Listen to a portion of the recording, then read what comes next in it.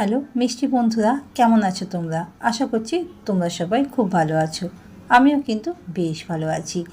আজকে তোমাদের সাথে শেয়ার করব পায়েসের একটা অত্যন্ত সুস্বাদু রেসিপি।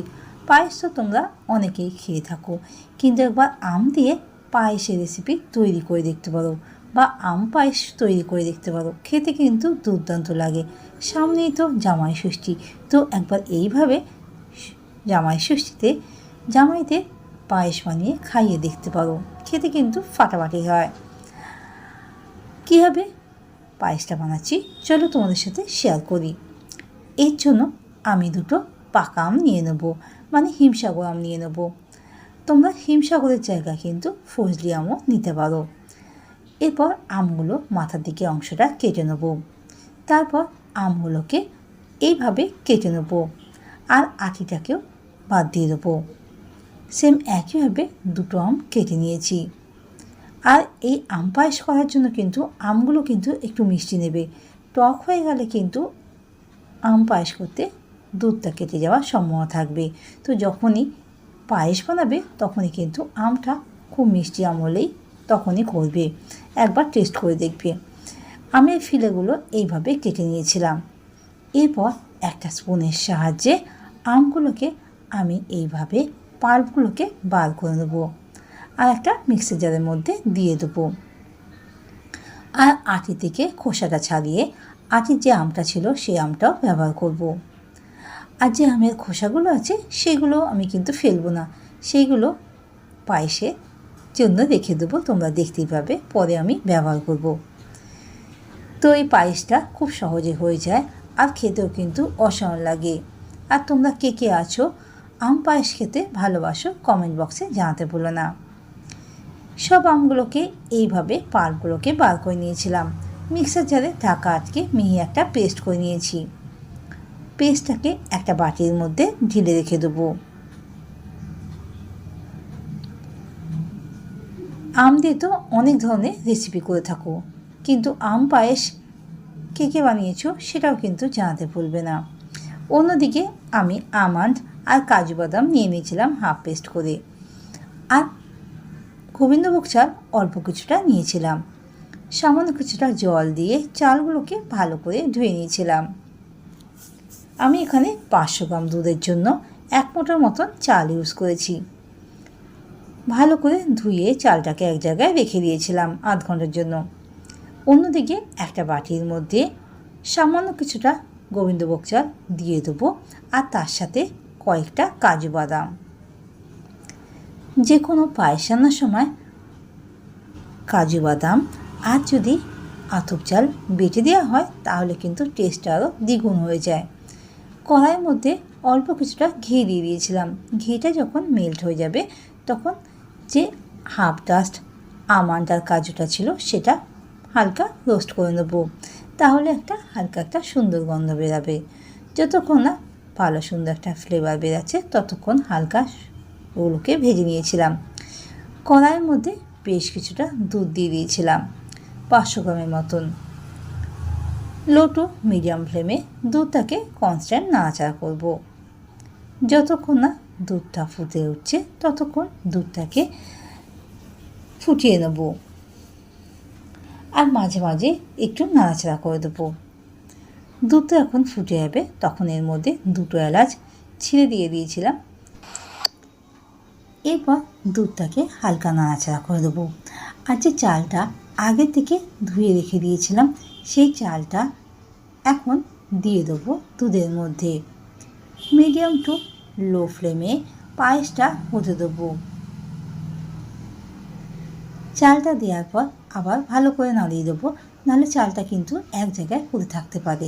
তো চালটা দেওয়ার পর এইভাবে নাড়াচাড়া করে দেবো, নাহলে কিন্তু চালটা দলা হয়ে যেতে পারে। এইভাবে নিচ থেকে উপরে ভালো করে এইভাবে নাড়াচাড়া করে নিচ্ছি। আর ভিডিওটা কে কোথা দিয়ে দেখছো কমেন্ট বক্সে জানাতে কিন্তু ভুলবে না। আর অনেকেই আছো ভিডিও দেখছো লাইক আর কমেন্ট করতে ভুলে যাচ্ছো। তো সব বন্ধুদেরকে রিকোয়েস্ট করছি যখন তোমরা ভিডিওটা দেখছো লাইক করে দিতে ভুলো না, আর পাশে থাকা হাই বাটনটা প্রেস করতে ভুলো না। আর একটা ছোট্ট করে কমেন্ট করে জানিও ভিডিওটা তোমাদের কেমন লাগছে। আর এই রকম সহজ সহজ রেসিপি পাওয়ার জন্য আমার চ্যানেলটাকে ফলো করে রাখার অনুরোধ রইল। আর নতুন বন্ধুদেরকে অনুরোধ করছি, ভিডিওটা ভালো লাগলে চ্যানেলটিকে সাবস্ক্রাইব করে পাশে থাকা বেল আইকনটা অন করে দেওয়া। আমি যখনই কোনো রকম ভিডিও আপলোড করব তোমাদের কাছে চট করে নোটিফিকেশনটা চলে যাবে। এরপর যখন চালটা সিদ্ধ হয়ে আসবে তখন ভেজে রাখা আমন্ড আর কাজুটা দিয়ে দেবো। তারপর এইভাবে নাড়াচাড়া করে দেবো। দেখতেই পাচ্ছ দুধটা আস্তে আস্তে গাঢ় হয়ে আসছে আর চালটাও সেদ্ধ হয়ে আসছে। আমি কিন্তু এই স্টেজে এখনও পর্যন্ত কোনো রকম মিষ্টি জন্য চিনি দিইনি। চিনিটা যখন চালটা সেদ্ধ হয়ে আসবে তখন দেবো। আগে দিলে চালটা কিন্তু সেদ্ধ হয় না। তো যখন তোমরা পায়েস বানাবে সঙ্গে সঙ্গে কিন্তু চিনিটা অ্যাড করবে না। যখন দেখবে চালটা মোটামুটি 90% মতন সেদ্ধ হয়ে এসে তখন এর মধ্যে চিনিটা অ্যাড করবে। চিনিটা দেওয়ার পর ভালো করে মিশিয়ে নেব। তোমরা চিনির বদলে কনডেন্স মিল্কও ইউজ করতে পারো, কিন্তু আমি এখানে যেহেতু গোবিন্দভোগ চাল আর কাজু বাদাম ব্যবহার করছি তো তাই জন্য আমি এখানে কনডেন্স মিল্ক ব্যবহার করিনি। দেওয়ার পর পায়েসটাকে ভালো করে নাড়াচাড়া করে নেব আর চেক করে দেখব চালটা সেদ্ধ হয়ে গেছে কিনা। দেখতেই পাচ্ছ চালটা মোটামুটি সেদ্ধ হয়ে গেছে। এই স্টেজে যে বেটে রাখা গোবিন্দভোগ চাল আর কাজু বাদামটা ছিল সেই পেস্টটা দিয়ে দেবো। এই মিশ্রণটা যদি পায়েসে ব্যবহার করো তাহলে কিন্তু পায়েসের স্বাদ আরও দ্বিগুণ হয়ে যাবে।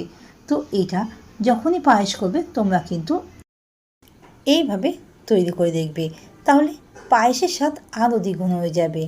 এইভাবে ভালো করে নাড়াচাড়া করে দিচ্ছি।